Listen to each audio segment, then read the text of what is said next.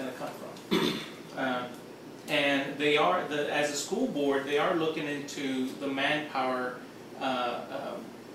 finding out what the magic number is for a set number of students. Let's suppose that a campus has 300 students, so that equates to, and I'm just throwing these numbers just to make it easy. Let's suppose that they find out that for every 300 students there should be 10 teachers and 1 principal, 1 part-time counselor, and a part-time nurse.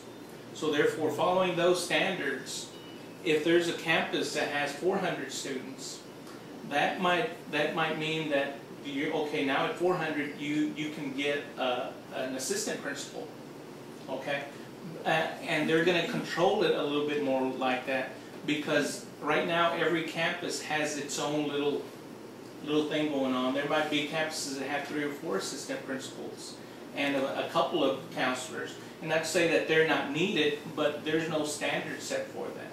And in these, and because of the budgetary shortfalls, they're saying we need to control that. So they're going to start, they're just talking about that.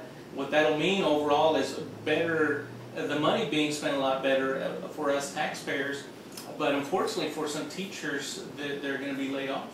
Along with that also, though, they're talking about combining, consolidating some campuses. They're talking about bringing in the idea of a middle school format. Right now it's only elementary, junior high, then high school. Where they're talking about intermediate, that's the word that they're using, intermediate idea, so that instead of going from kinder to 6th grade, it might go from kinder to 5th grade and have 6th, 7th, and 8th together. So that'll close some of the campuses down, but be able to move teachers around to fill that gap in. You know, Waco has 33 campuses in the school district. Wow. From Kane, Superintendent Kane came from Pearland School District. They have, in that school district, they had 18,000 kids. Okay, just think about it. They had 18,000 students in 22 campuses. Waco has 15,000 kids in 33 campuses. That's quite a difference. It's a huge difference.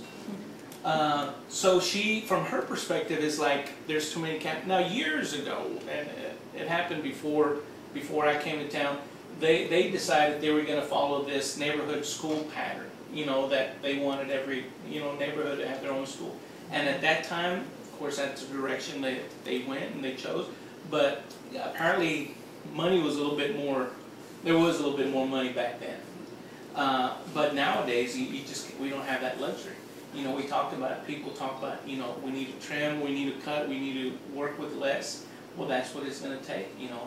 Unfortunately, shutting down some campuses because either they're too small, maybe they're landlocked, that they can't grow. That's pretty much the pattern that they're going to follow, is looking at each individual campus, and the number of kids or what their rating is has nothing to do with the district considering whether it's going to be shut down or not. They could shut down an exemplary school, and it's not because, you know, it's exemplary or anything. It's just because it's landlocked, or maybe it just can't take in any more kids. Maybe the structure's too old. They're saying, you know what, we don't want to do that, but it just doesn't make any sense or upkeep. And be a little bit more conservative with those kind of talks, those kind of thinking.